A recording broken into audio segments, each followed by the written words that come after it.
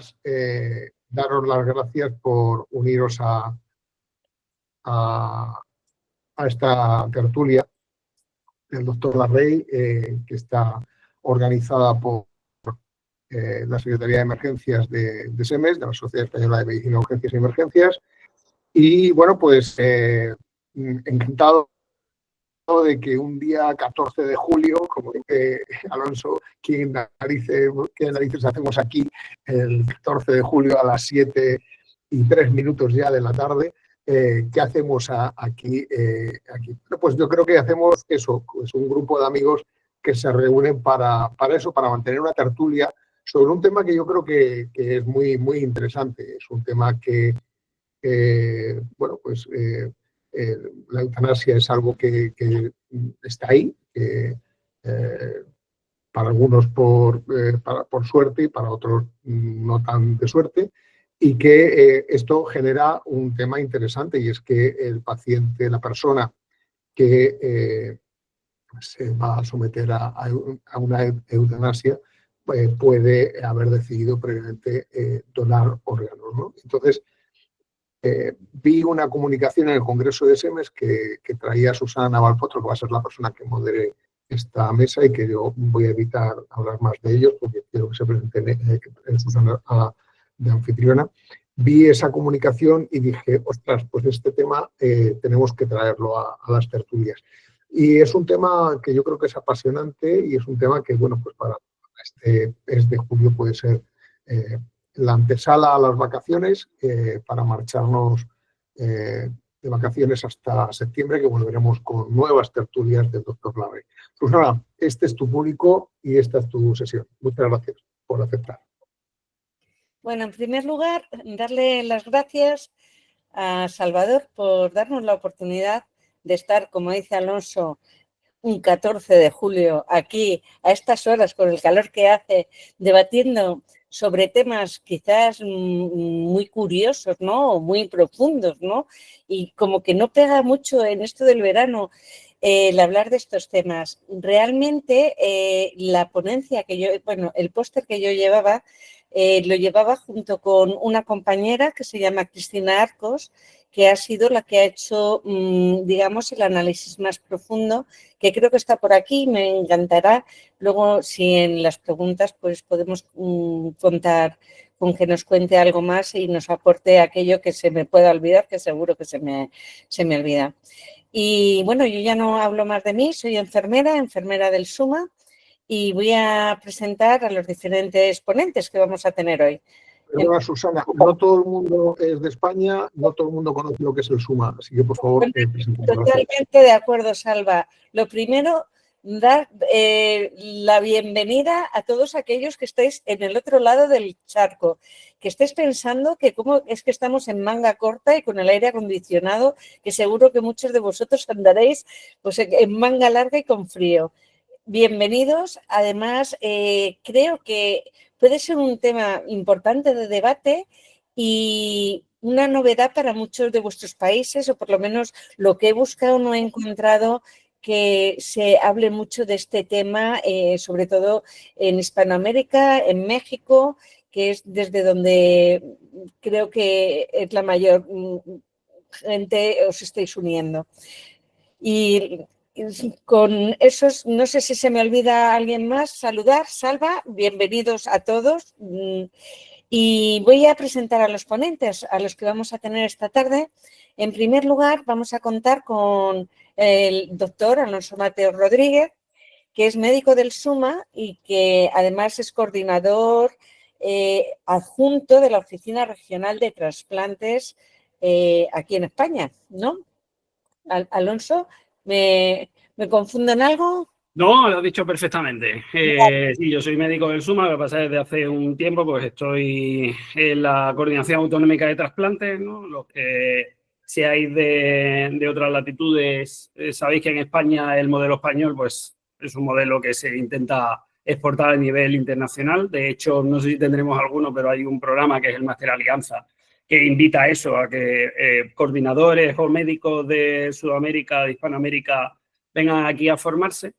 Y simplemente por saber lo que es la coordinación autonómica, pues en España, este modelo español que digo, hay 3 niveles. Está la Organización Nacional de Trasplante, que es como la madre patria, ya que hablamos de Hispanoamérica.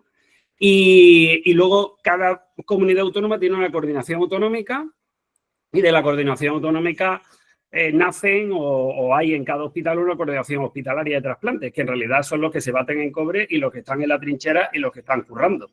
Por lo tanto, las coordinaciones autonómicas de la ONT lo que tenemos que hacer es hacerle la vida más fácil a los coordinadores hospitalarios, que son los que están día a día buscando donantes, hablando con la familia, promocionando la donación y organizando ya por entrar en harina, pues este procedimiento, por ejemplo, ¿no?, de prestación de donación tras la prestación de ayuda a morir, que tiene mucha miga.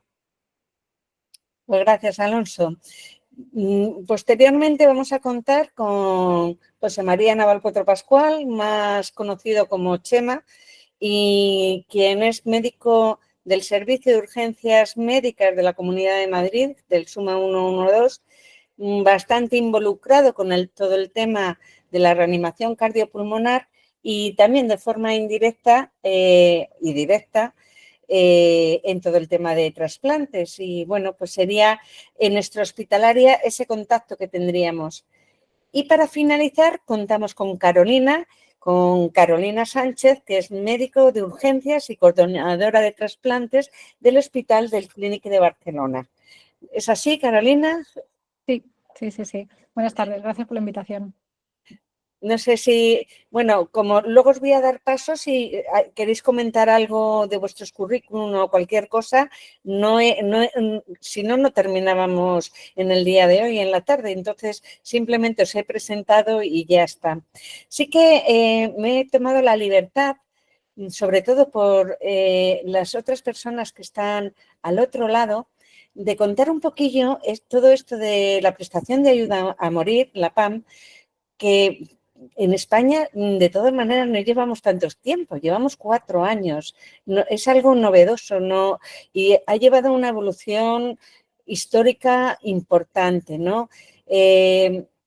También no vamos a meter todo el tema que supone ética religiosamente, todo lo que ha supuesto, ¿no? Todo ello. Pero lo que sí que quiero dar algunas cifras, ¿no? Entre ellas, pues contaros que desde 1950, 1960 empezaron los trasplantes, ¿no? En nuestro país los primeros trasplantes exitosos de riñón, de hígado, de corazón.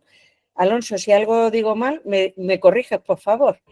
En 1970 y en adelante se desarrolla el concepto de muerte cerebral como criterio médico y legal para la donación. Y a partir de ahí se establece la separación ética entre el proceso de morir y la obtención de los órganos. Cuando empezamos a entrar en la legislación que tenemos de la eutanasia, los primeros países aquí en Europa que tuvieron la ley de la eutanasia fueron Países Bajos y Bélgica en el 2002 con la legalización de la eutanasia voluntaria. Y en Canadá, en el 2016, también con la ley MAID de Medical Assistance in Dying, que luego fue expandida en el 2021, también avanzan en el tema de la eutanasia. Y en España la ley lleva 4 años. La ley de eutanasia entró en vigor el 25 de junio del 2021. Fijaros el poquito tiempo que llevamos y los datos es que del 2021 al 2023 se practicaron 697 eutanasias de 1.515 solicitudes. Si incluimos el 2014 ya pasaríamos a 1.034 eutanasias realizadas. Y para la mitad del 2025, o sea, a estas cifras ya hablamos de 1.300 eutanasias realizadas de 3.000 solicitudes. Esta es una de las partes que íbamos a hablar de la prestación de ayuda a morir, ¿no? La legislación, cómo no se habla mucho de ello, pero existe y se contempla y se realiza. Y luego hay otra parte que es el inicio de la donación tras la eutanasia. En Bélgica y en Países Bajos, del 2005 al 2010, empieza a haber las primeras prácticas documentadas. Luego ya en Canadá, del 2019 al 2022, con el protocolo MAID que hemos comentado. Y ya en España, pues realmente ya se ha comenzado y con unas cifras muy buenas con todo lo que ha sido receptores y trasplantes. En el primer año, de 22 donantes, se permitieron 68 trasplantes en el 2021. Hasta diciembre del 23, de 91 donantes, hubo 250 trasplantes asociados. Y en el 2024 ya son 154 personas las que donaron tras la eutanasia, generando 442 trasplantes. Bueno, con estas cifras quería comenzar simplemente para contar la realidad de nuestro país, cómo estamos a nivel legislativo y, bueno, pues ahora los principales, nuestros proponentes, pues me gustaría que empezara Alonso, contarnos un poquito, pues bueno, cómo es esto de la donación después de la prestación de ayuda a morir y cómo la coordinadora de trasplantes, qué papel tiene. Pues nada, muchas gracias, Susana. La verdad es que para nosotros también fue una sorpresa. Sabíamos que esa ley se estaba barajando en el Congreso y a nivel político. Y cuando salió, si algo bueno tiene el mundo del trasplante es que quizás hayamos estado siempre por delante de la legislación. Pero la legislación nos ha seguido. No como en otras ocasiones que estás por delante de la legislación, pero la legislación no te sigue y eso es un problema. Yo creo que con el prestigio que tiene la ONT y la marca España y esto hace mucho. Entonces, siempre se ha visto la donación de trasplante en este país como muy técnico y yo creo que eso ayuda, ¿no? Incluso ha ayudado con gobiernos de distinto sentido político totalmente. Bueno, pues esta vez tocaba la eutanasia. Y ya teníamos antes, eso lo cuenta mucho Beatriz Domínguez Gil, es la directora actual de la Organización Nacional de Trasplantes, y lo era cuando salió la ley. Y ella cuenta que había gente esperando que saliera esa ley para solicitar la eutanasia y solicitar la donación tras la eutanasia. Por lo tanto, esa ley vino a recalcar y a darle una opción a esas personas que querían hacer algo tan generoso como donar sus órganos después de la eutanasia. La ley lo bueno que tiene es que es bastante garantista, por lo menos desde mi punto de vista. Eso es una opinión absolutamente personal, pero algunas veces cuando lo comentamos, pues estamos todos bastante de acuerdo en ese sentido. Es garantista porque no vamos a entrar en disquisiciones, porque yo creo que estamos aquí más para hablar por la donación después de la eutanasia, pero independientemente de la donación, tiene que pasar por una serie de comités evaluadores, especialmente por dos importantes. Y conocemos muchos casos que se ha echado para atrás, ¿no? De hecho, Susana lo ha dicho, ¿no? Ha dicho, hay un dato como que se prevé de 1.300 eutanasias, de 3.000 solicitudes. O sea, que es que hay muchas solicitudes y muchas se echan para atrás. Y a mí personalmente eso me da tranquilidad, porque yo siempre, me parece que estoy en muchos foros de eutanasia y es relativamente curioso porque yo por mis convicciones religiosas y personales, pues a mí no me gusta la eutanasia, sinceramente. Y digo que no me gusta, no utilizo otros verbos más drásticos o más... No me gusta. Lo que pasa es que, claro, cuando escuchas y conoces los casos que están solicitando la prestación de ayuda a morir, pues dices, bueno, es que si yo me viera en la misma, igual también la pedía, ¿no? Así de claro. Y yo para eso tengo mucho principio de realidad. Pero es verdad que me deja muy claro, que me deja muy tranquilo en el sentido de que al ser una ley muy garantista, pues creo que al final ejerce su derecho a la prestación de ayuda a morir, la eutanasia, quien realmente lo necesita. Y también al ser tan garantista, tenemos muy claro, o intentamos tener muy claro, y desde la Coordinación Autonómica de Madrid hemos sido un poco pesados en eso, que haya una diferencia clara entre la donación y la eutanasia. En el mundo de la donación y trasplante se habla de la regla del donante muerto, que parece una perogrullada, pero no lo es. Porque siempre decimos de forma, cuando bajamos a la arena, que a los coordinadores de trasplantes o a los del mundo del trasplante nos llamen cuando el profesional sanitario haya decidido que esa persona ha muerto. De hecho, yo en realidad vengo, como hemos dicho antes, de la donación, del SUMA, de la donación asistolia no controlada, que para los que no la conozcan, es que un paciente tiene una parada fuera del hospital, extrahospitalaria. Nosotros llegamos, el primer objetivo es reanimar a ese paciente, recuperar el pulso espontáneo y si no se recupera, si cumple unos criterios de inclusión muy estrictos, me lo llevo al hospital, a unos hospitales muy concretos. De hecho, en Madrid, 12 de octubre y Clínico, ahora mismo ni funciona el Clínico, en Barcelona el Clínic durante mucho tiempo ha tenido este programa muy activo.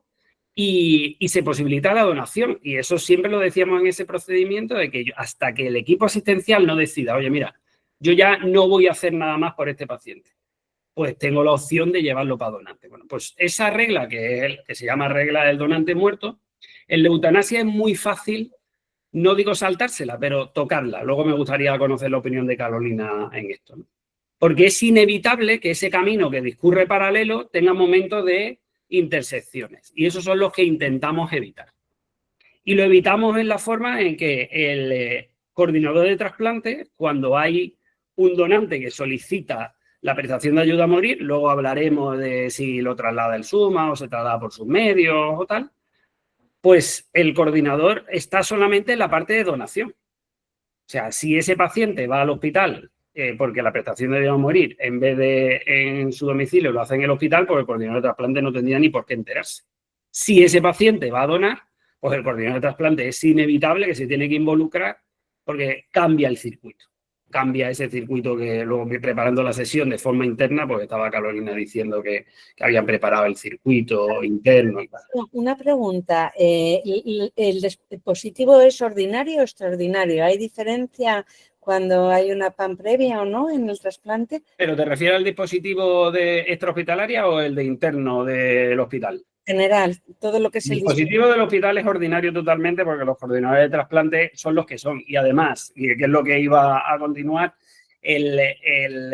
hay un trabajo previo que es cuando hay que tener claro dónde estoy, si estoy en la eutanasia o en la donación, pero una vez que el paciente fallece, una vez que llega el equipo asistencial de la donación, que va a ser, al fin y al cabo, quien inyecte al paciente los fármacos para pararle el corazón, el paciente ya ha fallecido. Entonces ya es una donación asistolia controlada con todas las complicaciones, facilidades y con todos los beneplácitos de la donación asistolia controlada. Una vez que ya tengo el paciente fallecido, es exactamente igual que una donación tipo 3, que para los que no estén familiarizados, sabéis que hay dos tipos de donantes, el de muerte encefálica, que es ya no es el habitual, ahora ya se ha cambiado las cosas, ¿no? Pero es el clásico, ¿no? El paciente que tiene una lesión catastrófica grave y que por efecto masa, pues hace una muerte cerebral, se diagnostica la muerte cerebral por criterios neurológicos, ahora ya casi mucho más por diagnóstico de imagen que por electroencefalograma y tal y cual, se habla con la familia y si la familia asiente, pues se extraen los órganos. Y luego tenemos la donación asistolia controlada, que son pacientes que muchas veces vienen de lo mismo, de lesiones cerebrales hemorrágicas catastróficas, pero que no llegan a hacer muerte cerebral. Por alguna razón, pues no llegan a hacer efecto masa suficiente y no llegan a hacer muerte cerebral. Y lo que hacemos es una adecuación del tratamiento de soporte vital. O sea, mira, desgraciadamente hoy por hoy no podemos hacer nada más por este paciente, pues decidimos adecuarle el tratamiento. Si puede ser donante, pues se hace de una forma controlada, por eso se llama donación asistolia controlada. Y se hace en unos medios específicos. Estos son los mismos medios que la eutanasia. Perfecto. Ya hablo demasiado. No, estupendo. Un poco para que todo el mundo, no sé si hay alguna duda hasta este punto o algo que queráis que nos aclare Alonso, porque son muchos términos y sobre todo no estamos muy familiarizados, el tipo 1, el tipo 2, el tipo 3. Sé que es verdad y esto un poco para contar lo que ha comentado Alonso de la donación en asistolia, que vienen de hospitalaria normalmente, pues son uno de los mayores grupos de donantes, ¿no, Alonso? Sí, bueno, el problema de la donación asistolia no controlada es que ahora mismo, después de la pandemia, no hemos conseguido reanimarla, nunca mejor dicho, de forma efectiva, ahora que parece que por fin está empezando a tomar cierto auge y estamos empezando a tener cada mes por lo menos algún que otro caso. En la no controlada, ¿no? Esta que os comento que es de una parada fuera del hospital y que se lleva al hospital, pero en el hospital estos donantes de adecuación de tratamiento suprarrenal, pacientes críticos que normalmente están en la UCI y que se puede hacer una adecuación y si cumple criterios que donen, sí que se ha hecho el switch famoso y ya en Madrid, por ejemplo, y en España también, son más del 50%. Hay más de donantes en asistolia controlada que de muerte encefálica. Y la parte buena es que esto va de la mano del ECMO. Todos los donantes en asistolia controlada se canulan y se perfunden con ECMO y se mantienen con ECMO. Y esto ha permitido que los resultados sean parejos. De hecho, ha permitido algo tan incongruente desde un punto de vista pues biológico, ético y que es muy interesante, ¿no? Como el tema que estamos tratando, que un paciente que es diagnosticado de fallecido porque su corazón no late, porque es un donante en asistolia, el diagnóstico de muerte por criterios cardiocirculatorios, es decir, vuelvo a repetir, es diagnosticado de fallecido porque su corazón no late, extraigo el corazón, lo trasplanto y en el paciente receptor sí late y funciona bien. Claro, esto tiene unas disquisiciones éticas que ha habido que explicar muy bien, porque tiene su enjundia. Si te parece, Alonso, luego me gustaría pasar a la parte ética. Nos vamos a quedar, Chema, me gustaría que comentaras un poco la parte más técnica, ¿no? ¿Cuál es la labor de los profesionales que trabajan en nuestra hospitalaria? Y bueno, pues, ¿cuál es también la sensación? Aquí habría que comentar que realmente la prestación de ayuda a morir, los grandes intervinientes suelen ser el equipo de atención primaria, que son los que, pues bueno, digamos que todo el proceso importante son los que de convencer no de convencer al paciente, de escuchar al paciente, de tramitar, de estar seguros de que eso es lo que quieren. Bueno, pues todo lo que, como dice Alonso, toda esa ley garantista, ¿no? Todos esos pasos que sean bien llevados, normalmente son los profesionales de primaria. Tú, como médico de extrahospitalaria que has realizado algún traslado, ¿qué nos podrías comentar de esa parte técnica? ¿Cuál es la sensación, el rol de los profesionales de extrahospitalaria? Bueno, pues mira, realmente nuestro rol es trasladar al paciente desde su domicilio al hospital donde se va a producir la PAM. Realmente nosotros el contacto que tenemos con el paciente es una vez que ya está dormido. Es decir, realmente lo que hacemos nosotros es muy poquito. Es decir, hablas que si era un circuito habitual o extraordinario, en nuestro caso es extraordinario, lo que se hace es poner una UBI si va a ir sedado, es decir, si no va a ir sedado, pues bueno, pues iría en una ambulancia normal o de su coche, como fuera. Donde nosotros entramos es en aquellos pacientes que lo que quieren es que lo último que vean es su casa o algún sitio que ellos quieran, ¿no? Y es en ese lugar donde son sedados. Son sedados, son anestesiados, y una vez que ya están sedados y anestesiados, entonces entramos nosotros. Digamos que a nosotros prácticamente ni nos ven los pacientes. ¿Por qué? Porque lo que queremos es que sea lo más natural posible.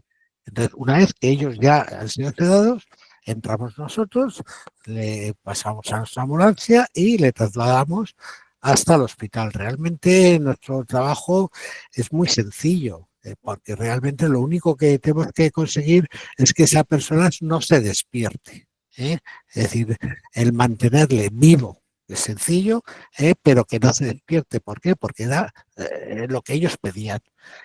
Digamos que nosotros lo único que estamos haciendo es facilitar lo que ellos quieren. Y ellos lo que quieren es, bueno, pues quieren que lo último que vean sea su domicilio, su casa, lo que sea, y nosotros le vamos a trasladar, una vez que llegamos al hospital, en el hospital ya le pasamos al quirófano donde se va a producir la PAM. Y entonces, bueno, ya son otras personas las que se encargan de la PAM. A nivel ético, a nivel un poquitín... Chema, si te parece lo dejamos... Sí, no, un poco era más que nada de cómo nos sentimos nosotros. Realmente es que nosotros lo único que hacemos es trasladar a un paciente. No entramos en más cosas, con lo cual a nosotros nos quita mucha carga. Es decir, que realmente es muy sencillo para nosotros. Entonces, bueno, pues lo que sí que, pues a lo mejor a la hora de que los jefes vean quiénes vamos o Alonso, que es el que un poco también lo lleva y tal, pues sí que mira personas que estemos un poco implicados con la donación, que ya tengamos una experiencia, etcétera.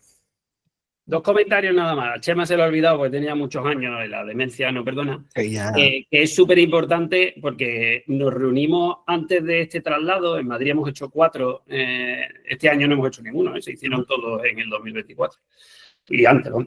Y súper importante, yo soy súper pesado con esto, en la reunión previa. O sea, como 2 semanas antes hacemos una reunión previa en el que está nosotros como coordinación autonómica, el equipo ya designado de que va a hacer la asistencia, el Departamento de Eutanasia de la Comunidad de Madrid, los coordinadores de trasplante, por supuesto, del hospital que va a recibir el donante, gerencia del SUMA también suele estar, algunos más de intensivos del hospital, o sea, todo el que quiera está. Y en esa reunión se decide absolutamente todo. Y además, las veces que lo hemos hecho, hemos decidido plan A y plan B. ¿Se va a intubar al paciente o no se va a intubar? Pues si se va a intubar, ¿qué utilizo? ¿Qué malampatía tiene? ¿Es una vía aérea difícil? Siempre pongo el mismo ejemplo porque hemos llegado a mandar al de primaria y dice, oye, pues la próxima vez que le vea, vete, claro, el malampático uno de primaria es como si a mí me explican ahora los nuevos hipolipemiantes, ni idea. Y claro, le digo, pues vete y pídele que abra fuerte la boca y me dice lo que ves.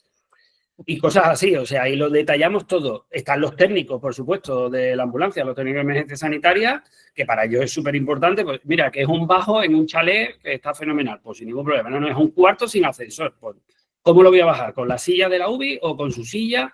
Entonces, en esa reunión tratamos absolutamente todo. Solo quería hacer ese comentario que me parece súper importante. Perfecto. Carolina, y luego os llegan a vosotros. Cuéntanos.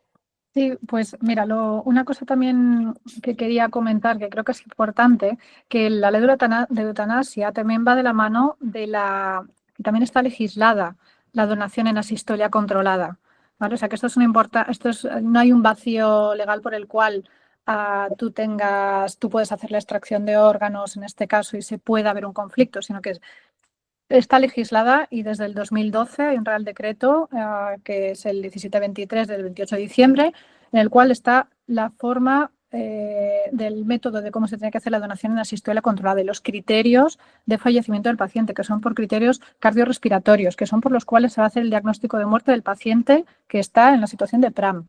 ¿Vale? Bueno, de PAM, nosotros le llamamos PRAM, de PAM. Que son los mismos que se utilizan en la donación en asistolia no controlada, ¿vale? Que son los mismos. Por tanto, está todo legislado. Nosotros cuando este año hemos hecho, mira, justo este último mes y medio, hemos hecho 3 PAM en el hospital. Las hemos tenido muy, muy seguiditas en este último mes y medio.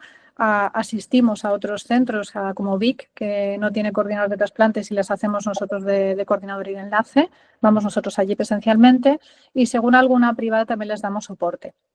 Entonces llevaremos como 6 en cuestión de año y medio y una vez que el médico de atención primaria que corresponda a nuestra área hospitalaria haya hecho la primera reunión con el paciente, que el paciente ha dicho yo quiero una eutanasia, es el médico de primaria el que le informa la posibilidad que él tiene libre de decidir si quiere ser donante de órganos o no, porque como está legislado ser donante de órganos, se le tiene que ofrecer este derecho a todo paciente.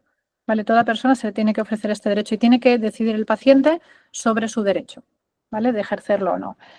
Si el paciente se toma su tiempo para pensarlo, si dice que sí, se nos comunica a nosotros, ¿vale? Hay una persona en el servicio designada para esto, y a partir de ahí se hace la valoración que hacemos a todos los pacientes de igual. Nosotros hacemos nuestra valoración previa, ¿no? Por historia clínica, mirar riesgo biológico, potencialidad de la donación y decimos que si el paciente es apto para ser donante, ya nos hacemos las reuniones que sean necesarias y donde el paciente le venga bien con él.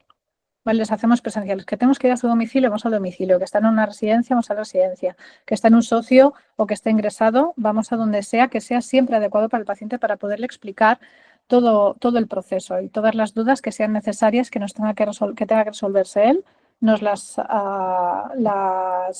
las resolvemos todas las veces que necesite.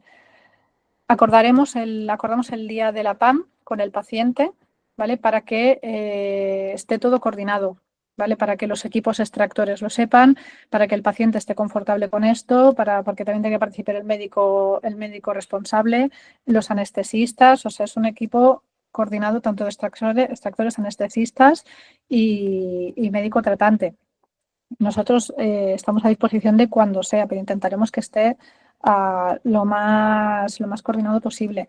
Y hemos hecho un circuito para que el paciente intente dar las menos vueltas posibles, porque hay que informarles siempre que se tiene que hacer ciertas pruebas diagnósticas pues, para ver la viabilidad, no la viabilidad del órgano, sino que el órgano esté en las condiciones adecuadas para el receptor, que esto también hay que hacérselo entender. Y que si hay que hacer cualquier muestra de extracción de sangre, intentamos marearla lo menos posible y hacérselo coincidir cuando viene al hospital alguna prueba o lo que sea, ¿no? Pero sí que hay que explicarle que a veces hay que hacer alguna prueba diagnóstica que intentaremos que sea lo menos variante para él, ¿vale? Porque ya que está en esta situación queremos que sea lo menos posible, lo menos estorbado para él, ¿no? Y una vez acordado el día para la PAM, tenemos un área de ingreso, ¿vale? No se ocupa una cama de hospital directamente, ni se ocupa a los quirófanos que son de quirófanos de área programada, sino que tenemos una zona de preingreso y hacemos las PAM por las tardes, ¿vale? Cuando ya ha acabado todos los quirófanos programados para que no interfiera con nada y que tengan su espacio también para ellos. En ese momento estará el anestesista, que va a estará el médico tratante, estaremos nosotros, ¿vale? Como coordinadores, o sea, los coordinadores de trasplantes estaremos también y todas las muestras de sangre que haya que sacar previas, las sacaremos en ese momento, cuando haya que poner la vía, porque, bueno, hay que hacer pues tipajes, serologías y todas las cosas técnicas que hacemos. Y lo que hemos hecho pues es que toda esta intervención que sea un poquito más mecánica la haga la enfermera nuestra, porque es verdad que la enfermería que se ocupa de esa unidad al principio lo llevaban porque es una situación muy especial, no es el paciente al uso que se va a quirófano, sino que es el paciente que está con su familia en esa habitación para despedirse. Y tienes que, bueno, estar con cierta costumbre en estas situaciones. O sea, nosotros pues estamos acostumbrados, entre comillas, pues a pedir a la familia la voluntad de donación, en las asistolias no controladas, hablar con las familias para pedir la voluntad de donación de órganos en una situación muy extrema. Y bueno, el control de la emoción pues la podemos tener, pero la empatía y la forma de cómo llevarlo lo tenemos un poquito más integrado que alguien que está acostumbrado pues, al paciente que entra en quirófano normal y corriente, ¿no? Y en este caso, pues junto con nuestra enfermera, con el anestesista, pues canalizan las vías periféricas, se le ofrece ansiolisis al paciente, ¿vale? Si lo necesita, porque siempre necesitan algo, bien sea vía oral, intravenoso, ¿no? Y se les da su espacio para despedirse del paciente, siempre y cuando que el paciente haya elegido hacerlo en el hospital, porque se le explica siempre, ¿no? Que la situación tiene que ser en el hospital, que luego hay que instrumentar ciertas cosas, coger unas vías arteriales, femorales y venosas pues, para poder hacer la donación asistolia controlada, igual que lo explicamos a las familias cuando las hacemos por limitación del esfuerzo terapéutico, ¿no? Esto se explica y todo. De hecho, es protocolo de la ONT que tenemos que hay que explicar cómo es el procedimiento para que sepan que va a haber una instrumentalización y que se suele hacer ante mortem. Entonces, nosotros hacemos ansiolisis en esa habitación que tenemos de preingreso quirúrgico, se le da al paciente su espacio para que se despida de la familia y en ese momento lo que hacemos es una sedación profunda para que el paciente esté dormido, ¿vale? Y se hace el tránsito a quirófano. Se puede hacer que la familia, la limitación pueda estar la familia si desea. Nosotros se lo ofrecemos siempre. Si quieren estar en la limitación, en la aplicación de la PAM, si quiere estar la familia y el paciente ha dado el permiso, puede estar la familia dentro, igual que las asistolias controladas. Y si no, la despedida se ha hecho ya en la habitación y nosotros continuamos con el proceso. El diagnóstico se hará al médico responsable o el anestesista, será quien hace el diagnóstico de parada por criterios cardiorrespiratorios de 5 minutos de asistolia, ¿vale? De asistolia o ausencia de presión de pulso, o que si se hace por ecocardio transtorácico también se puede hacer ese método, pero generalmente es por la vía arterial. En este caso serán ellos quienes hacen el diagnóstico de la muerte y a partir de ahí los coordinadores de trasplantes son los que entramos nosotros en el juego, pues ya a nivel de ya teníamos pues hablado en este caso en Cataluña con la OCAT, hablado con la OCAT, pues que ya hemos iniciado la PAM, la distribución de órganos ya puede estar, ya está asignada, podemos hablar con los equipos de extracción para que entren, ¿no? Ya empieza toda la rueda de la donación. Pero hasta que el paciente no ha sido diagnosticado de fallecimiento, nosotros obviamente no podemos empezar nada. Sí, esa sería una segunda parte. Hay una parte que me llama la atención y me llama la atención como enfermera, ¿no? Porque es curioso, en los documentos hablan de profesionales sanitarios, pero no aparece la enfermería como tal. Tú has comentado el papel relevante que tiene vuestra enfermería, que de alguna manera están más acostumbrados, pero bueno, también tenemos en primaria todas las dudas que resuelve también, hay veces que es enfermería quien se está encargando de todo este proceso. Luego, pues también, o sea, aunque sea en la parte técnica, pero también el apoyo a la familia, ahí está enfermería. Y es como que está invisible en todo el proceso, es una cosa que nos llama la atención y está invisible documentalmente, o sea, no es solamente cuando hablamos, ¿no? Y me ha llamado la atención cuando lo has comentado, que es verdad que hay cierta responsabilidad, pero igual que comentábamos la importancia del equipo cuando se reúne y tal, la presencia de enfermería yo creo que también está cuando se va a decidir el hacer, o sea, desde el principio, ¿no? Claro, nosotras al equipo siempre tenemos una enfermera, o sea, una enfermera o un enfermero presente porque es uno de nuestros coordinadores de trasplantes, porque el enfermero también es coordinador de trasplantes. Sí, no solamente tiene que ser el médico. Son enfermeros. Exacto, es médico o enfermero en este caso. ¿Qué pasa? Que en nuestro hospital cada uno se ocupa de un rol, ¿no? En este caso el médico se ocupa de la valoración de los órganos del potencial donante y el enfermero de los tejidos. Pero siempre somos un equipo y nosotros siempre que vamos a hacer la valoración de un potencial donante, vamos en pareja. No solemos ir un coordinador, solemos ir o dos coordinadores, bien sea dos médicos o médico y enfermera. Intentamos ir juntos porque como es un diálogo que no es fácil, es un diálogo que te puedes quedar atascado, que emocionalmente te puedes implicar y de hecho la enfermera muchas veces, si yo estoy con la parte de órganos, estoy en el momento de la limitación, que están con la canulación, que si estoy con el teléfono, que si con los equipos extractores, mi enfermera está dando acompañamiento a la familia. Claro, seguro, 100%. O nos cambiamos el papel y soy yo la que está, pero siempre. Pero que digamos que no hay visibilidad en ese papel que hace la enfermería en todo este proceso. O sea que bueno. Como está mencionado como coordinador de trasplantes, yo creo que es porque está englobado dentro del papel de los coordinadores. Es que no estoy de acuerdo, Susana. Es que la ONT para eso, y fíjate que acaba de salir, ¿no?, las recomendaciones de los equipos de coordinación de trasplante, que ha tenido mucha amiga y es muy importante a nivel nacional, pero es que se lo digo, fíjate que se lo digo a los alumnos, yo sabes que tengo un perfil académico fuerte y le digo, mira, yo tengo la suerte de que tanto en el SUMA, tanto en la extrahospitalaria como donde estoy ahora, en coordinación de trasplante, se está muy deslavazado el papel entre el médico y el enfermero. Entonces, por eso los documentos de la ONT hablan de profesionales sanitarios, porque como bien te ha explicado Carolina, es que... Claro, se habla del médico. Por ejemplo, en el clínico hay un equipo que son los que están a full time, el clínico de aquí de Madrid, y es un médico de urgencias también, y dos enfermeros, y son ellos tres, y luego tienen gente que les apoya, que son muchos de urgencia también, como Carolina. Entonces, es que no hay, en trasplantes hay muchos momentos en que no hay diferencia entre médico y enfermero. Sí. La cosa, el diálogo, que es lo que es como un poco que llama la atención, ¿no? O sea, que este diálogo ocurre y ocurre esa invisibilidad también a la hora cuando ponéis profesionales sanitarios, de una forma nunca se habla.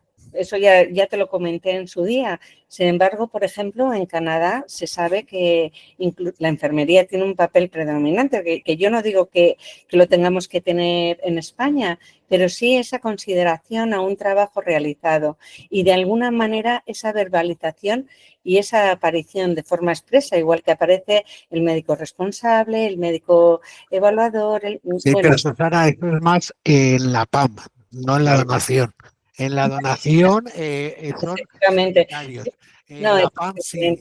Pero en la donación también el apoyo a la familia, y eso Carolina seguro que como buena intensivista sabe que muchas veces la familia se apoya mucho en enfermería y todas las preguntas, aunque luego pregunten a los intensivistas, hay un momento de elaboración de la información y un momento de todo que ahí está también distintos compañeros, que no digo, pero bueno, simplemente este punto de diálogo. Pero no me quiero enredar en esto. Sí. Bueno, nosotros nos presentamos siempre, lo digo porque o sea, siempre que vamos en parejas, nosotros nos presentamos como coordinadoras de trasplante. O sea, yo no digo que es mi enfermera, no, para nada. Somos las coordinadoras de trasplante, ella es Pepita y yo soy Menganita. O sea, siempre nos presentamos como como la misma figura. O sea, con distinto nombre, pero la misma figura.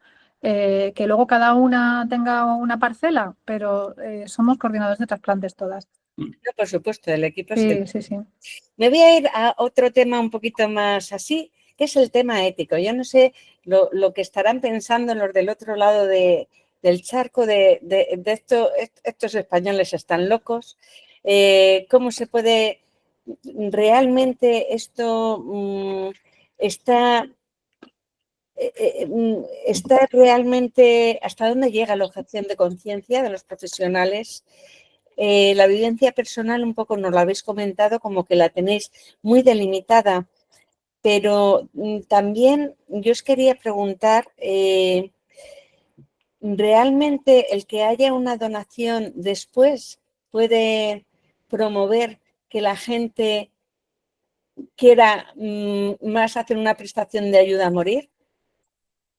Simplemente hay una pregunta, por poner una pregunta o algún dilema ético que seguro que vosotros... Yo voy a decir que no, o sea, yo creo que son dos procesos independientes, completamente. No tiene nada que ver la PAM con la donación. Es decir, para que se pueda producir una donación, primero tiene que estar aceptada la PAM.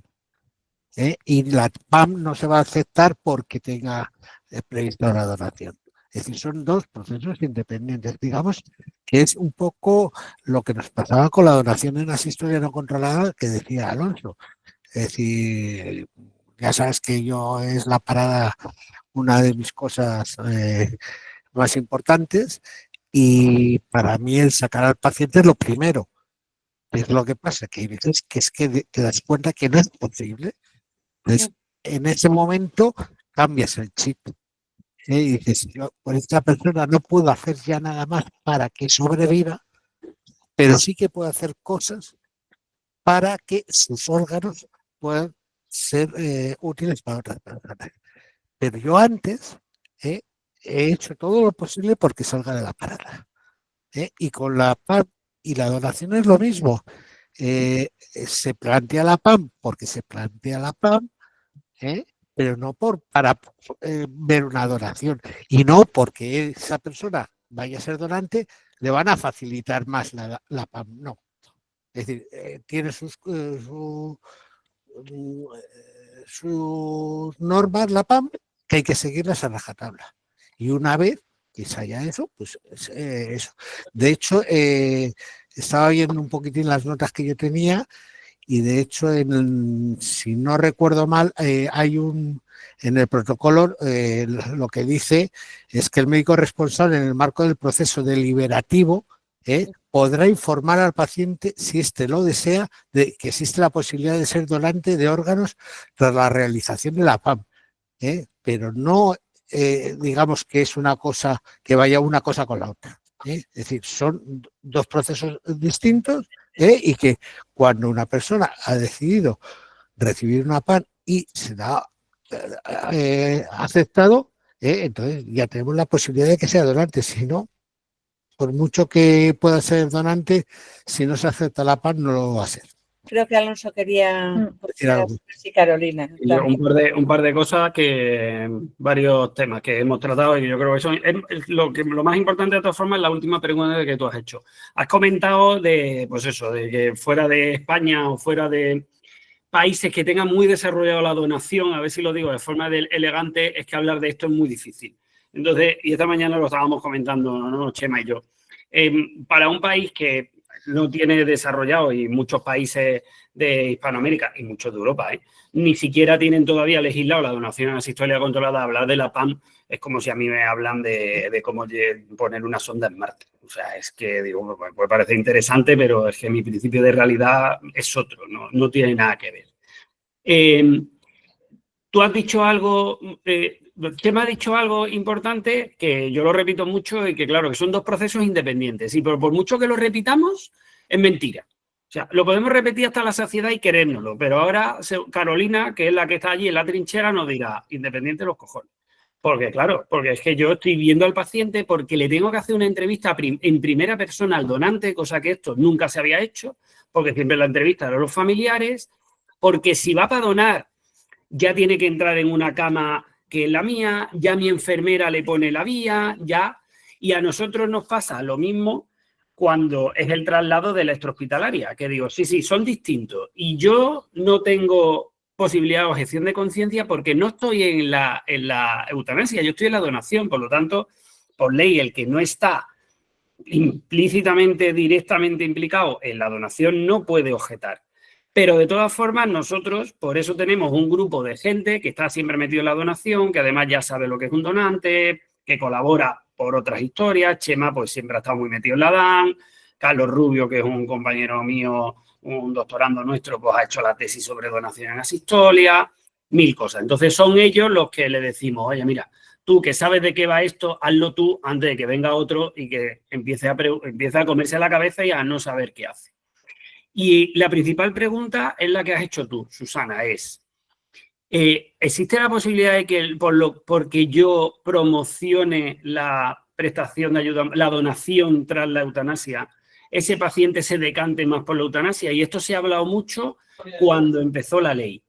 ¿En qué momento hablarle al paciente, como bien ha dicho Carolina, de la eutanasia? Perdón, que me equivoco, de la donación. ¿Cuándo le hablo de la donación? Evidentemente. Y todos estamos más o menos de acuerdo. Evidentemente, si el paciente desde el principio me pregunta por la donación, pues ya está. O sea, el paciente quiere información sobre eso. A mí hay una frase que me gusta mucho, que no hay libertad sin información. Pero si el paciente no me lo pregunta, aquí en Madrid por lo menos lo tenemos en el segundo documento. Una vez que ha manifestado, ha hecho el primer documento de solicitud de donación, ha pasado el comité evaluador y en el segundo documento, que ya como se reafirma que quiere la donación, sí que hay un apartadito abajo de ¿le han informado sobre la donación de órganos? ¿No? Como ahí se le da a entender al paciente que, bueno, puede ser donante. Entonces, si no lo ha preguntado, nadie se lo ha comentado, es el momento de que alguien, si es posible, que luego sabemos que es un pequeño porcentaje los que pueden ser donantes, los que se le puede hablar de la donación. Sí, mira, nosotros el ofrecimiento de si alguien quiere ser donante se hace cuando el paciente viene a la consulta de su médico y le dice, oye, mira, hasta aquí se ha llegado, yo quiero la eutanasia. Entonces se le ofrece toda la información y paralelamente se le dice, sabes que tú como español tienes derecho y bueno, puedes elegir donar tus órganos si tú quieres. Entonces, esto es una elección libre del paciente que se le ofrece en la primera instancia. Esto se le deja claro siempre que no va a acelerar el proceso ni que se le va a dar una positividad al proceso, o sea, sino que esto va a seguir un curso independiente, o sea, la aprobación va a tener su primera evaluación, su segunda evaluación y el comité de garantías para que dé el sí definitivo. Y de hecho el paciente lo que no va a firmar la voluntad de donación hasta que no tenga el sí de la PAM. no se firma hasta el final. Efectivamente. ¿Vale? Es en ese momento en el que se firma. Pero nosotros lo que se hace es, en el primer contacto que el paciente viene de forma voluntaria a solicitar una eutanasia, se le ofrece pensar si él quiere elegir donar sus órganos después de la PAM. Pues nosotros Dice precisamente, Carolina, por eso se puso en Madrid, en otras comunidades, me consta que en ese segundo documento, precisamente por eso, por evitar que la donación pueda jugar un papel decisor sobre el paciente que decide la prestación de ayuda a morir. Sí, bueno, para no interferir entre la primera y segunda duda, Sí, ¿no? Pero sí, nos parecía interesante que, hombre, una vez que ya firma el segundo papel es que está ya absolutamente sí, decidido, lo que que ya pasa lo que- tiene muy meditado, han pasado 15 días, correcto. y entonces que ahí nos parecía sensato. En La Rioja, me acuerdo con el coordinador autonómico de La Rioja, que estuvimos hablando largo y tendido, tiene mucho rollo. Y sobre esto, el Fernando Martínez Soba, y es en la segunda. Y no, aunque me han amenazado a no hacerlo, pero me gustaría preguntarle a Cristina Oria, en el País Vasco, que además fueron los pioneros en los traslados de pacientes desde la donación, y sé que está por ahí, si en el País Vasco, ¿cuándo le hablan de donación? Igual ya se ha ido. Bueno, no me he ido, No se ha ido. todavía. Me ha amenazado, digo, cuando la he visto, digo, hombre, y dice, le digo, pues te voy a nombrar, y dice, ni se te ocurra. Estoy aquí. Sí, pues aquí en Euskadi también se hace alrededor de la segunda o por ahí, porque al principio surgieron muchas dudas y se hacía como muy entre la primera y la segunda, y eso traía como malas sensaciones, y ahora se está haciendo más eso, ya una vez de que está firmada la segunda solicitud. Gracias, Cristina. Tampoco te he hecho hablar mucho. No, ya está. Bueno, pues a mí me gustaría, ya llevamos casi una hora, y a mí me gustaría sobre todo dar voz a los que están al otro lado sobre dudas, preguntas que puedan, aportaciones. Desde el otro lado del océano, si nos queréis comentar un poco cómo está vuestra situación en los diferentes países, no sé, ¿alguien se anima a participar?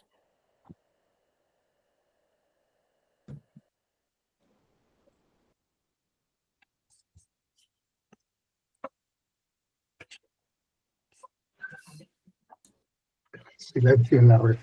Silencio en la red. Silencio en la red. Generalmente en Latinoamérica el límite, el freno mucho que hay es partiendo de la base que, o sea, que tú no tienes una ley que apruebe la donación en asistolia controlada, es impensable pensar en la ley de la eutanasia. O sea, porque son cosas que son como tienen cierto paralelismo, ¿no? Por el concepto, que no deben ser mezcladas, que esto es lo que tiene que quedar clarísimo, que no son mezcladas, pero claro, el que nosotros en el 2012 se instaurara esta ley, no es que hiciera fácil, sino que, bueno, se empieza a introducir un concepto que era bastante difícil pensar años antes, ¿no? 10 años antes, pensar que tú podías parar un corazón y después mantener cierta parte del cuerpo para poder hacer que estos órganos sean aptos para otra persona, pues era impensable, ¿no? Era impensable. Ahí quizás, no sé, Carolina, si estás de acuerdo conmigo, Argentina quizás sea el país no de Latinoamérica en el que está más desarrollado así, Sí. en un buen sistema, el INCUCAI, que es un sistema paralelo, ¿no? Hace poco hemos tenido una rotante en el servicio de Panamá y que, claro, para ellos dices totalmente imposible, sobre todo porque por el concepto de que no tienen integrado la limitación del esfuerzo terapéutico. Claro. O sea, si tú no tienes una limitación del esfuerzo terapéutico como concepto dentro de las unidades de cuidados intensivos y que luego se hagan unos cuidados orientados a la donación, lo tienen muy claro, ¿no? Con la muerte encefálica. La muerte encefálica, pues bueno, es igual que en países como Sri Lanka, que sí que se hace donación o muerte encefálica, pero el concepto de limitación del esfuerzo terapéutico para luego hacer camino enfocado a la donación, cuidados de UCI para la donación, si no tienes este concepto introducido dentro de tu institución, es dificilísimo, muy difícil. Pero bueno, Y tampoco es que hay que solo Latinoamérica, porque Alemania no tiene No, por eso que desarrollado ya. la No, pero donación bueno, como es, o sea, asistolia. como es justamente estábamos hablando Claro. O sea, no, por eso, por que el vamos, que público de ahora, ¿no? hay Por el países público de ahora. europeos que no tienen legislada la donación en asistolia. No. Si la tienen legislada por motivos de concienciación, no la llevan a cabo, ¿no? Bueno, Italia, por ejemplo, su periodo de no tocar en la donación en asistolia no controlada, su legislación dice que son 20 minutos sin tocar, o sea, son 20 minutos en asistolia de parada del paciente. 20 minutos desde que se certifica el éxito, tienes que contar 20 minutos. Entonces, claro, obviamente, muy pocas asistolias controladas se hacen y muy pocas que si se hacen, esos órganos vayan a buen término, ¿no? Sean válidos para luego. Entonces, esto ya pues también es convicción religiosa, ¿no? Italia, que los 5 minutos como que le saben a poco. Y esto pues es una cosa que también pues frena, ¿no? Bueno, no abras el melón de los cambios de definición de fallecimiento. No pienso abrirlo, no lo voy a tocar. No pienso tocarlo. Tenemos aquí una Uy, persona. qué tema más. Tenemos a Patricia Carrasco, a la compañera, que ha levantado la mano. Hola, buenas tardes. Hola. Nada, yo sobre todo, bueno, quería comentar, soy enfermera del SUMA también, y quería comentar que a mí una de las partes más difíciles que me parecen esto, que el paciente firma que quiere una eutanasia en un momento dado, por ejemplo, cuando llegue el momento que yo ya no pueda, yo qué sé, comunicarme, que yo no pueda hacer esto, yo no pueda hacer lo otro, que es la familia la que al final como que sigue la voluntad de esa persona, es que me parece súper difícil también para vosotros. O sea, para los que acompañáis en ese proceso de prestación de ayuda a morir a esos de primaria, que es el médico, la enfermera de primaria que les acompaña durante todo ese proceso, y a vosotros en esas reuniones que tenéis supuestamente, ¿no? Con el paciente, pero también con la familia, imagino. Entonces, Sí, no sé sí. si me explico. Que un paciente, imagínate, que llega un momento, Sal dice, yo cuando ya no me pueda comunicar con mi familia, quiero que esto, o sea, quiero terminar en mi casa con ellos y donar mis órganos. Vale, ese momento, ¿quién lo decide? O sea, porque esa persona ya no piensa, Bueno, ¿no? Ya no tiene que decide. tener un documento de voluntades anticipadas. Sí, Tiene que existir un documento legal, ¿vale? Un documento de voluntades anticipadas en lo que lo ponga para poder seguir las directrices del paciente. Si no está, sí. claro, tú no puedes cumplir o sea, el paciente ahí no tiene su autonomía registrada, por así decirlo, ¿no? Sí, yo digo si está o sea, estando firmado. Que digo Estando que, firmados, sí. claro, como esa persona ya no habla, ya no dice, que digo que es el momento que me parece más complicado de Ya, todos. para poder evaluar en qué punto, ¿no? Sí, sí. Bueno, para la familia eso también es muy difícil, pero si lo tenía muy hablado, claro, estos son los pocos casos, porque siempre todos los que hemos tenido nosotros, ha venido el paciente diciendo, yo me quiero morir, yo no quiero seguir más, ha sido el paciente de viva voz, pero es verdad que si los pacientes que hemos hecho limitación del esfuerzo terapéutico, sí que se ha revisado si ya tiene un documento de voluntades anticipadas, ¿no? Porque ese sí que es el caso en el que el paciente pues, ya está intubado, sedado, no puede decidir. Ahí a la familia sí que nosotros hacemos una búsqueda activa de este documento, lo miramos a ver si existe, corroboramos que el paciente tiene esta voluntad de donación. En el caso, estoy hablando independientemente de la eutanasia, porque justamente no hemos tenido caso en el que el paciente no tenga capacidad de decisión y tengamos que tirar documento de voluntades anticipadas, ¿no? Pero en los otros casos es con la familia con quien corroboramos, ¿no? Oye, porque siempre tenemos que pedir la voluntad de donación a alguien, ¿no? Aunque la ley, entre comillas, te puede amparar, pero tú tienes que pedir la voluntad de donación y confirmar que esto estaba escrito. Quien mejor lo conozca, oye, esta persona había dejado esto escrito en un papel. Él querría mantener a día de hoy su voluntad de donación de órganos para ayudar al resto de personas si llegase a esta situación en la que está ahora mismo. Entonces, con la familia y con el documento te ayudas para poder preguntarlo, ¿no? Y también investigar sobre cómo era esa persona o cómo es esa persona para poder saber qué posibilidad de voluntad tiene, ¿no? Qué voluntad tenía, ¿no? De todas formas, yo creo que lo pueden decir mejor Cristina y Carolina. Yo estuve en el primer traslado que hicimos aquí en Madrid, lo hice yo, pero porque nos cogió de sopetón, ¿no? Que estaba diciendo Susana al principio de que enseguida había salido la ley y había gente esperando. Pues efectivamente a nosotros nos pasó algo parecido, ¿no? Que enseguida que salió la ley, empezamos a pensar, porque lo habían hecho precisamente los compañeros del País Vasco, que se podía hacer traslado desde el domicilio si el deseo del paciente era estar en su casa al último momento, y ¡pum!, sale uno. Cuando no teníamos nada preparado. Y entonces nada, dije, mira, lo hago yo porque esto es impensable que ahora empecemos a organizar todo esto. Y cuento esto porque es la relación que yo he tenido con esa familia. Y vuelvo al principio, que Cristina y Carolina lo dirán mejor.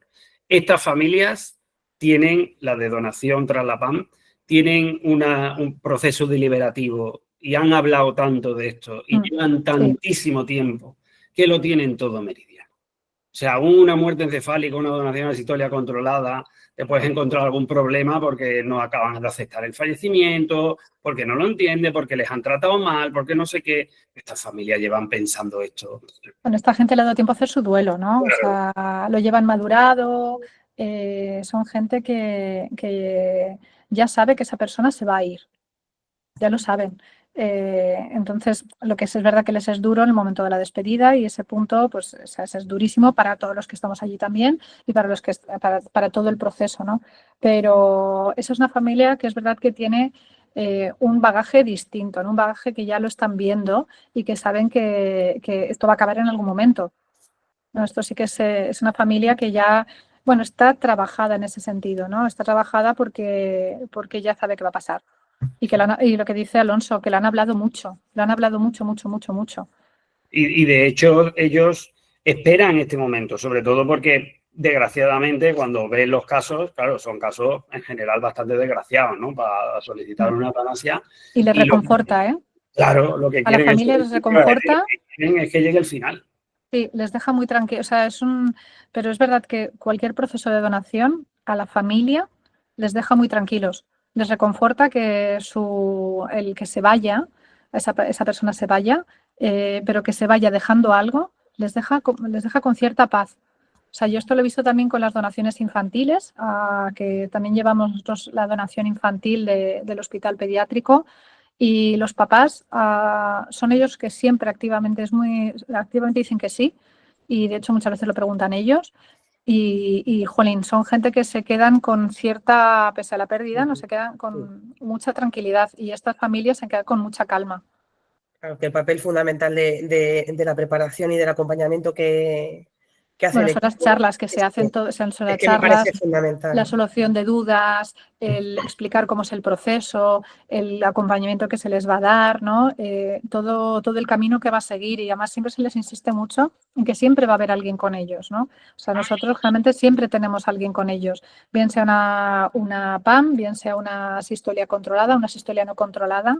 Las no controladas, que además es el momento más álgido, ¿no? En el que estoy comiendo con mi marido y se me muere al lado, y llega alguien y me pide la voluntad de donación de órganos, ¿no? Jamás dejamos sola a esa familia, salvo que veamos que necesitan espacio para poder hablar entre ellos, respirar, calmarse, pero siempre estamos alguien pendiente, siempre hay alguien pendiente.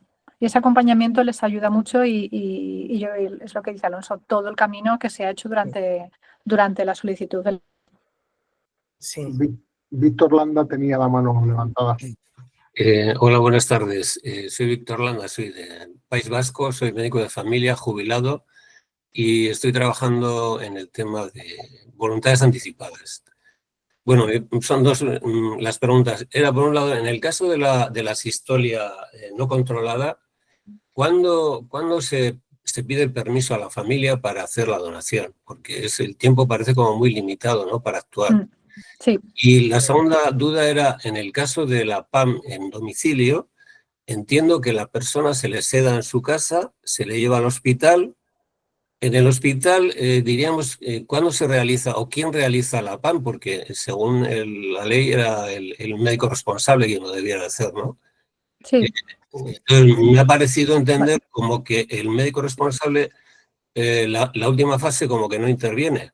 No, sí que interviene, ¿eh? Si quieres te respondo por orden, si me permites, Alonso, te respondo. Si quieres le contesto yo un poco lo de la donación asistolia no controlada.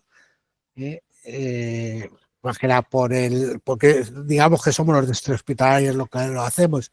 A ver, en principio nosotros no pedimos permiso para lo que es la donación. Lo que hacemos nosotros es, se le comunica el traslado al hospital y un poco administrando, como dice Alonso, administrando la verdad. No le puedes decir todo, porque te quedas tú a gusto y se lo sueltas todo, mira, me lo llevo para que puedas ser donante de órganos. No. ¿Por qué? Porque en esos momentos es tal el estrés que tiene esa familia que todo lo que tú le estás diciendo se queda con muy poquito. Se queda con muy poquito. Realmente le vas informando un poquitín, viendo lo que te van pidiendo. Y según te van pidiendo, tú le vas comunicando. Entonces, tú cuando ya has decidido que esa persona ha fallecido y que no puedes hacer nada por él, pero sí está dentro de el protocolo que tú tienes para hacer una donación asistido no controlada, entonces le comunicas la decisión de traslado al hospital. Hay que dejarle muy claro que en principio esa persona ha fallecido, que no es para que pueda sobrevivir, sino porque es el protocolo del servicio. Si te van preguntando, pues tú le vas informando de todo. Perdona, dices ha fallecido y ¿cómo lo mantienes a esa persona para que sea viable sus órganos? Vale, es que... Eso se hace de rutina, vale. Se mantiene de rutina. Sí, te comento, nosotros seguimos haciendo la RCP igual que si no hubiera... si no fuéramos a parar la RCP, pero ya no estamos administrando fármacos. Es decir, lo que estamos haciendo es seguimos ventilando, seguimos con las compresiones torácicas y le trasladamos con compresiones torácicas y con ventilación. Pero realmente ya no estamos ni metiendo adrenalinas, ni metiendo más volumen, etcétera, etcétera. Entonces, realmente lo que estamos haciendo es preservar los órganos en el traslado. Entonces, lo que sí que a mí por lo menos me gusta es explicarles que no hay ninguna posibilidad, o prácticamente ninguna posibilidad de que sobreviva. Hay veces que son los mismos familiares los que te comentan lo de la donación. A mí me ha ocurrido un paciente que estaba esperando un corazón, que fui a hablar con la mujer para decirle que íbamos a trasladarle y tal, y entonces fue ella misma la que me dijo, oye, ¿y no podría ser donante? Digo, pues para eso venía a hablar, porque en principio no eso. Y entonces me dijo, venga, pues salir y rápidamente. Es decir, que también ellos, un poco, las familias lo tienen eso. Pero quien pide todos los permisos es ya en el hospital. Es decir, nosotros lo único que hacemos es facilitarlo. Ya te digo, hay veces que saben que es directamente para ser donante de órganos. Hoy hay veces que llegan allí diciendo, ¿qué tal ha llegado? ¿Ha salido ya de la parada? Etcétera, etcétera. Y ya hay que explicarle todo un poco de nuevo. Pero normalmente lo que hacemos es intentar, sobre todo, no mentir. Eso está prohibido, el mentir, y intentar que lo comprendan. Lo que pasa es que, ya te digo, es un momento muy, muy, muy difícil. Entonces, lo que hacemos es llevarlo y ya en el hospital es donde se declara la muerte biológica, porque nosotros no podemos declarar la muerte, porque si declaráramos la muerte no le podríamos trasladar, sino que se declara en el hospital y entonces son ellos los que, una vez declarada la muerte, inician lo que es la petición de órganos. Perdona, este protocolo, diríamos, es rutinario, es lo que hacéis siempre cuando actuáis ante una parada cardiorrespiratoria. Si cumple los criterios, sí. Es decir, nosotros lo que hacemos es que cumple unos criterios, llamamos a nuestra central y decimos, oye, tenemos un posible donante de asistencia no controlada. Ellos se ponen en contacto con el hospital y ven la viabilidad de ese paciente. Entonces ven si, por ejemplo, es una obesidad mórbida, tiene ciertas patologías y tal, te van a decir, oye, pues mira, no lo inicies porque no merece la pena. ¿vale? Entonces es un poco, pero si, por ejemplo, tú imagínate una persona de 20 y tantos años que tiene una muerte súbita y no sale de esa parada, pues habría que planteársela esa. Y entonces, una vez que te lo han aceptado es cuando ya hablas con la familia y le das la posibilidad del traslado. Digamos que lo que pedimos nosotros es permiso para trasladar al paciente. Vale, me queda Víctor, si claro. quieres te hago cuatro frases sobre a nivel de hospital, ¿vale? Porque yo, tanto como médico de urgencias como coordinador de trasplantes, estoy en las dos partes y yo vivo las historias no controladas desde médico que diagnostica el paciente como fallecido y que pasa a ser potencial donante, y como coordinadora que acepta ese paciente como potencial donante. Entonces, en este caso, nosotros en Barcelona, el SEM, si después de hacer los 30 minutos de reanimación ven que el paciente ya no lo van a poder resucitar, es lo que dice Chema, ¿no? Se comunica con la base, nos llaman al hospital y nos llama al coordinador de trasplantes. Primero nos previsan diciendo, tenemos un posible donante transistoria no controlada. Preguntamos tiempos, porque es muy importante los tiempos, porque tiene que tener X tiempos hasta llegada al hospital y poder entrar en ECMO, ¿vale? Porque tenemos que hacer en ECMO, y siempre tiene que estar reanimado con Lucas y intubado, ¿vale? Siempre tiene que estar en estas condiciones. Entonces, una vez que llegan, el médico tratante y el coordinador de trasplantes están a la vez. El coordinador de trasplantes se queda con las manos cruzadas, y hasta que el médico tratante que recibe ese paciente no dice que este paciente ha fallecido y le diagnostica de fallecido por criterios cardiorrespiratorios, ¿vale? Por potencial donación asistolia no controlada, el coordinador de trasplantes no entra en juego. ¿Y cuándo se le dice a la familia esto? Porque esto es un bombazo, ¿no? O sea, esto es un bombazo a la familia cuando se le dice. A la familia, si se le ha previsado algo, pues bueno, a lo mejor ya saben de qué va la película, pero generalmente es cuando el médico tratante va a informar a la familia que ya está fallecido, el coordinador de trasplantes en nuestro hospital, vamos todos juntos para que nos vean la cara y estamos como equipo, ¿no? Entonces vemos cómo está la familia, quiénes son los informantes, quiénes son personas que pueden ayudarnos en todo el proceso, a quién se le puede informar, ¿no? ¿Cómo está la gente? ¿Cómo respira? Les tienes que dar, obviamente, no dices, oye, el paciente está muerto, ¿me das los órganos? No se hace así. Generalmente le preguntas, o sea, le informas y a partir de ahí les dejas su tiempo, que depositen, que lloren, que griten, que hagan lo que necesiten, que ya empiezan a hablar un poquito en pasado del paciente, y hay un punto en el que estamos nosotros ya más con ellos, que el médico tratante se va. Y empezamos a preguntar, o sea, ya empiezan ellos a preguntar, bueno, ¿y ahora qué tenemos que hacer? Porque saben que en algún punto el paciente se tiene que ir al tanatorio, ¿no? Y que tienen que empezar todos los procesos. Y ahí, que generalmente esto no nos dura más de 1 hora y pico, salvo que haya problemas familiares, es cuando les decimos que está en un punto para poder hacer la voluntad de donación de órganos. Vale, de mientras nosotros estamos con el equipo de cirujanos canulando al paciente y lo metemos en ECMO, estamos preservándolo. Y ya, pues si nos dicen que sí, se lo explicamos, mira, lo que hemos estado haciendo en este tiempo, verá que su familiar está conectado a una máquina que es para ayudar que sus órganos estén en las condiciones adecuadas para ayudar a otras personas. ¿Vale? Pero porque no es para salvarle a él, sino para que sus órganos sean buenos para otra gente, ¿no? Entonces, es esta forma en el que sí que una vez pasa de ser paciente a que pasa a ser donante esa persona. ¿Vale? Es esa forma en la que lo introducimos. Y luego lo otro, Víctor, que decías de quién administra la PAM, es el médico responsable junto con el anestesista. ¿Vale? El coordinador de trasplantes está al margen. No somos en ningún momento nosotros lo que lo hacemos. Lo único que hacemos es sacar las muestras de sangre y nos las llevamos, que por eso es mi enfermera la que participa en ese momento. De hecho, la vía hasta a veces la canaliza el anestesista, que ni lo tocamos nosotros. Es que por ley tiene que ser así. Sí, por eso. Nosotros no tocamos en ningún momento, solamente decimos necesito estas muestras y ya está, con consentimiento del paciente, y el paciente sabe que esto se le explica antes. Pero es el médico responsable y el anestesista quien administra la medicación del kit de la PAM. Nosotros no lo hacemos en ningún momento. 2 puntualizaciones súper rápidas, Víctor. Uno, que más quisiéramos desde Coordinación Autonómica que todas las paradas que cumplen criterios se lleven para donante. Los motivos son variados y creo que exceden a esta charla. Y 2, en Donosti se hacía no controlada, O sea, que además tenía un programa bastante fuerte. Y bueno, pues yo creo que estamos todos con ganas de volver a retomarla. Vale, muchas gracias, me ha quedado muy claro.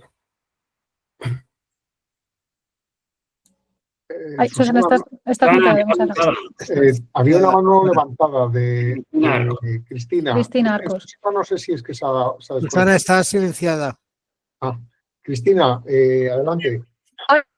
Hola. Sí, soy yo. Bueno, lo primero que muchas gracias a todos. Yo hice el TFG sobre este tema el año pasado y la verdad es que me encantaba asistir a salas de este estilo y en concreto me intenté centrar en el papel de enfermería, ya que esta era mi carrera y encontré poca información.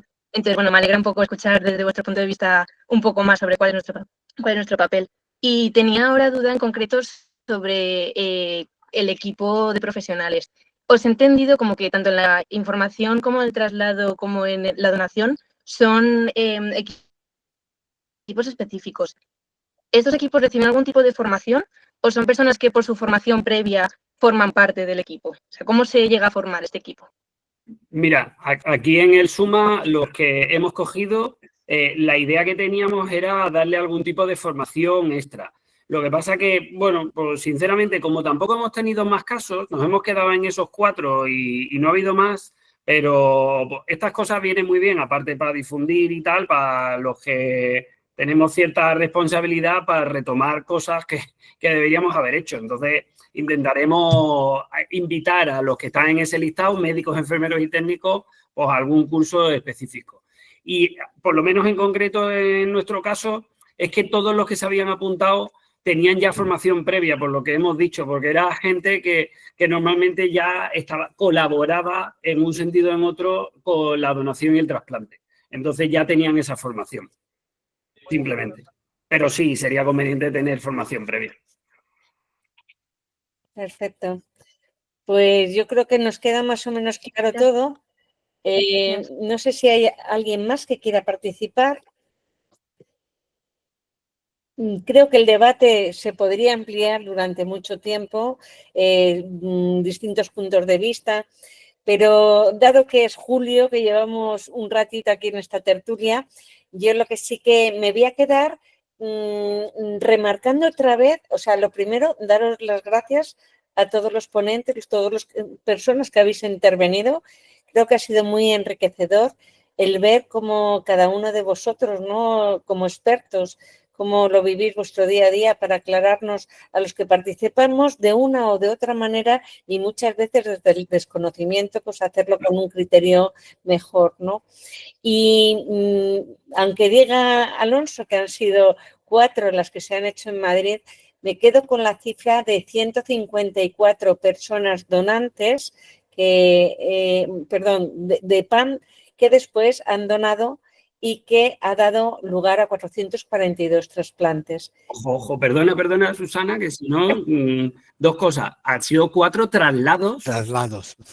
Con sedación en casa, donaciones, sí. Traspan, han sido muchas más. Y yo creo que para mí es un orgullo el saber que tenemos esta posibilidad en nuestro país. Lo primero porque, bueno, el que haya una ley no obliga, pero sí que permite a la gente que pueda elegir. Y eso creo que es algo que tenemos que tener claro en todos estos temas éticos, ¿no? Nada te obliga, pero el que haya una ley, que haya una legislación y que haya personas que estén participando en llevarlo a cabo, te da libertad para poder elegir en un momento determinado. A mí eso me llena de orgullo a nivel personal. Y creo que bueno, a mí me gustaría que esto fuera una primera parte, y aquí te lo lanzo, Salva, para todos los profesionales que tengamos algún dilema ético, que pensemos que hay un dilema ético en nuestro día a día, que una vez cada 6 meses dediquemos una tertulia del doctor Larrey a esta idea. No sé cómo lo ves, Salva. Vamos a ver, yo estaré encantado. O sea, de hecho, bueno, pues agradeceros. Víctor tenía la mano levantada. Ha vuelto a levantar la mano. Simplemente, perdona, Víctor, yo, vamos, estaré encantado en que haya temas con dilemas éticos continuamente. O sea, no es un tema que creo que hay que trabajarlo. Creo que, como tú bien has dicho, hay hay una legislación y, bueno, aparte de que hay una legislación, siempre hay un tema ético por delante. A mí hay algo que ha dicho Alonso antes que me ha gustado mucho, que es que el hecho de que de 3.000 solicitudes hubieran 1.500 o 1.300, una cosa así, que eso le dio seguridad, ¿no? Le dio un punto de seguridad. No era algo, no iba a ser un coladero como se pretendía. También me ha gustado algo que ha dicho él, sí, se ha puesto su camiseta de pádel.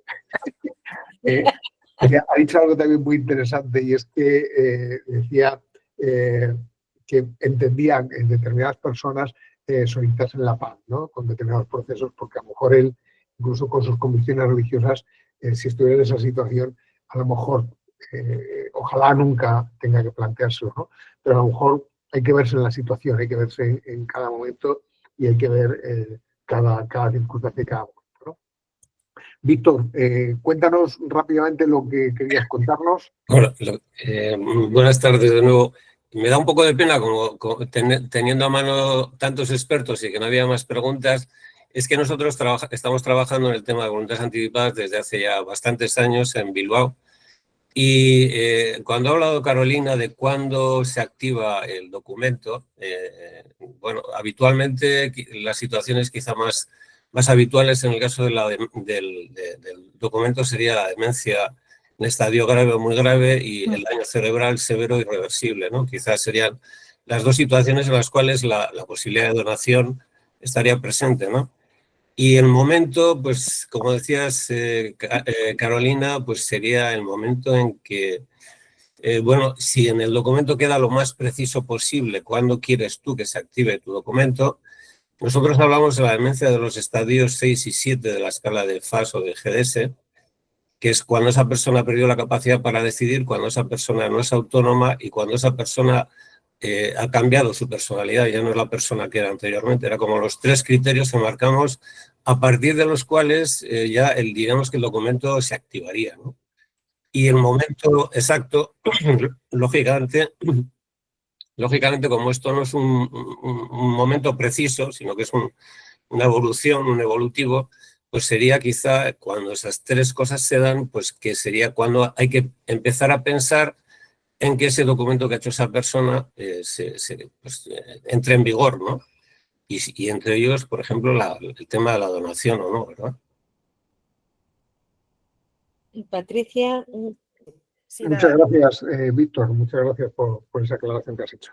que lo que ha dicho Víctor de la demencia es a lo que yo me refería antes, cuando dejas de comunicarte, en qué momento se decide. Pero mira, sí que hay, vamos, que yo mis voluntades ya lo he puesto porque me parece una situación complicada. Sí.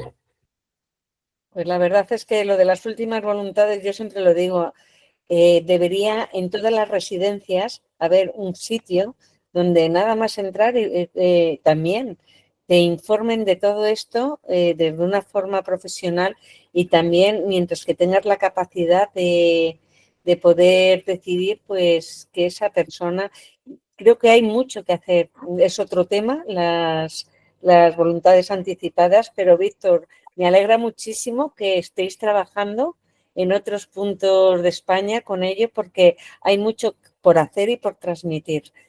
Así que de antemano muchas gracias.